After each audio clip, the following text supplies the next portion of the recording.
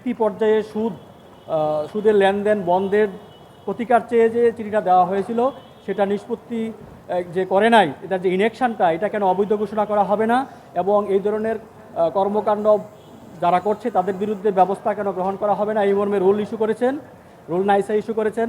At the same time একটা direction দিয়েছেন micro credit regulatory অথরিটির চেয়ারম্যানকে, যারা নিশ্চয়ই জেনে থাকবেন, যারা অবৈধভাবে বিভিন্ন সমাজসেবা সংগঠন অথবা সমবায় সমিতির নামে যাদের আসলে মাইক্রো ক্রেডিট বা এই ধরনের কোনো ফাংশন অপারেট করার কোনো রকম তাদের লাইসেন্স নেই, তাদেরকেও কিন্তু আসলে রেগুলেট করে হচ্ছে মাইক্রো ক্রেডিট রেগুলেটরি অথরিটি।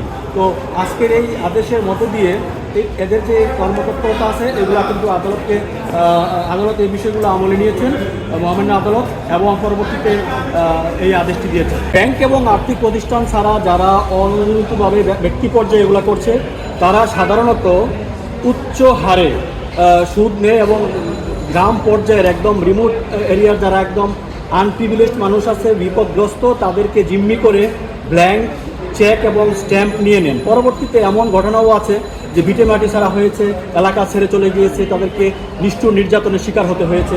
এটা আপনারা যারা গণমাধ্যম কর্মী আছেন এটা আরও ভালো জানেন।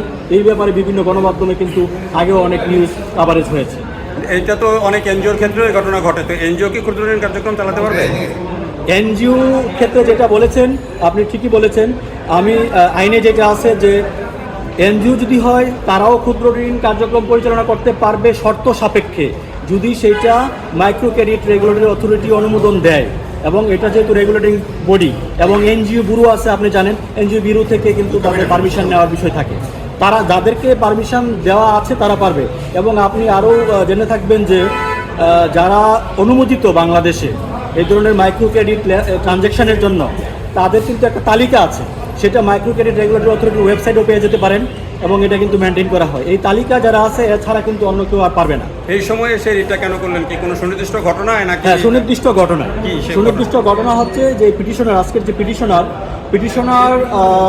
পিটিশনারের ওয়াইফ এবং পিটিশনার নিজেও ভিকটিম, এলাকাতে এরকম খুলনার ঘটনা এটি, এলাকাতে প্রচুর পরিমাণে উচ্চ সুদে আপনার এরকম দাদন ব্যবসা চলছে এবং তাদের কাছ থেকে ব্ল্যাঙ্ক চেক নিয়ে স্ট্যাম্প নিয়ে এদেরকে জিম্মি করেছে। এই ধরনের ঘটনা ঘটেছে। তারা কোনো রকম প্রতিকার না পেয়ে এবং হয়রানির শিকার হয়ে তারা মহামান্য হাইকোর্টে এই বিষয়টির জন্য প্রতিকারের জন্য এসেছেন এবং আমরা মহামান্য হাইকোর্টে এই বিষয়টা উপস্থাপন করতে সক্ষম হয়েছি, বোঝাতে সক্ষম হয়েছি।